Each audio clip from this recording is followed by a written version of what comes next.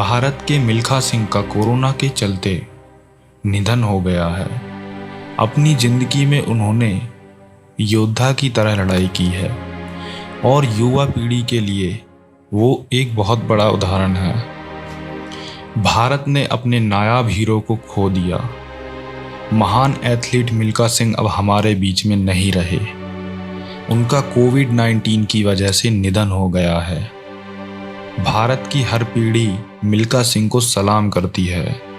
हालांकि ओलंपिक खेलों में वह भले ही मेडल जीतने से चूक गए थे, लेकिन एक समय था जब दुनिया भर में उनके नाम का डंका बजता था। फ्लाइंग सिख नाम से मशहूर मिल्खा सिंह का जन्म साल 1929 में पाकिस्तान के मुजफ्फरगढ़ के गोविंदपुरा में हुआ था। उन्होंने अपने जीवन में कई कठिनाइयों का सामना किया। भारत और पाकिस्तान के बंटवारे के वक्त उनको भारत आना पड़ा, लेकिन उस दौरान उन्होंने 14 में से 8 भाई बहनों और माता पिता को भी खो दिया था।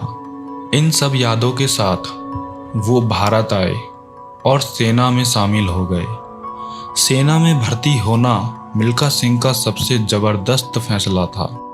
इस फैसले ने उनकी पूरी जिंदगी बदल दी और एक क्रॉस कंट्री रेस ने उनके प्रभावशाली करियर की नींव रखी। इस दौड़ में 400 से अधिक सैनिक शामिल थे और इसमें उन्हें 6ठा स्थान प्राप्त हुआ था।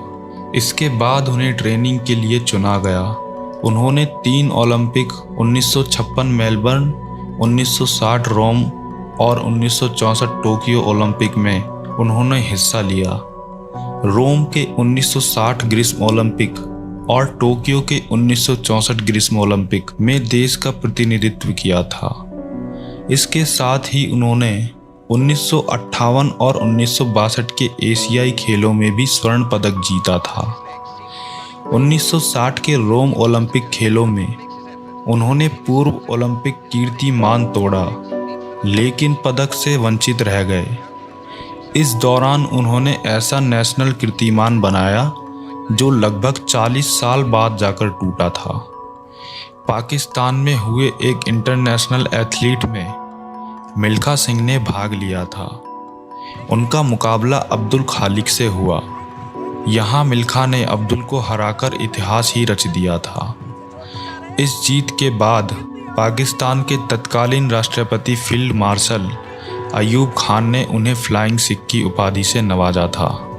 अब्दुल खालिक को हराने के बाद उस समय के तत्कालीन राष्ट्रपति अयूब खान ने मिल्खा सिंह से कहा था, आज तुम दौड़े नहीं हो, उड़े हो, इसलिए हम तुम्हें फ्लाइंग सिख के खिताब से नवाजते हैं। इसके बाद से मिल्खा सिंह को पूरी दुनिया में फ्लाइंग सिख के नाम से जाना जाने लगा। देश के महान धावक मिल्खा सिंह का शुक्रवार को चंडीगढ़ के PGIMER हॉस्पिटल में निधन हो गया। वह 91 साल के थे। प्रधानमंत्री नरेंद्र मोदी ने उनके निधन पर शोक व्यक्त किया। हमने एक महान खिलाड़ी को खो दिया है।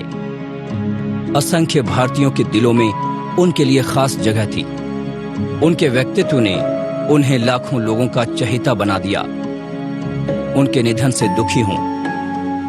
साल 1957 में मिल्खा सिंह ने 400 मीटर की दौड़ में 47.5 सेकंड का एक नया रिकॉर्ड अपने नाम दर्ज किया था। साल 1959 में भारत सरकार ने मिल्खा सिंह की अद्वितीय खेल प्रतिभा और उनकी उपलब्धियों को देखते हुए उन्हें भारत के चौथे सर्वोच्च सम्मान पद्मश्री से भी सम्मानित किया।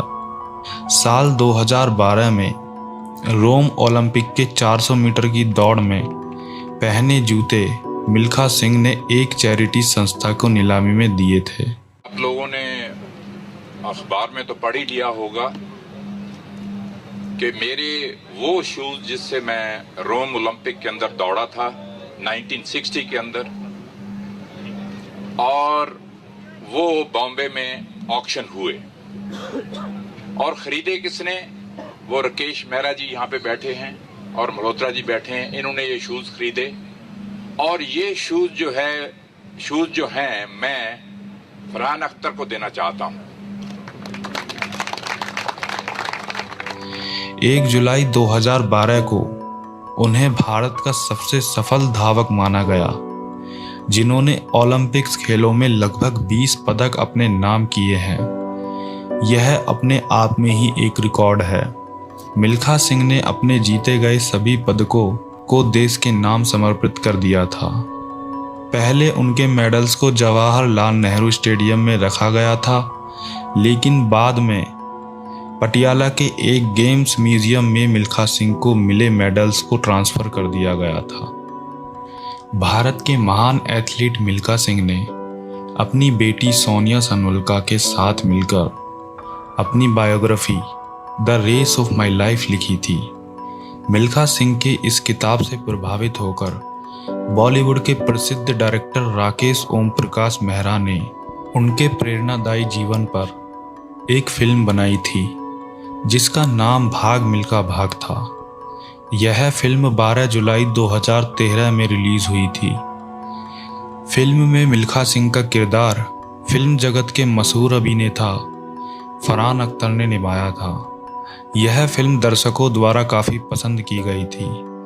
इस फिल्म को 2014 में बेस्ट एंटरटेनमेंट फिल्म का पुरस्कार भी मिला था।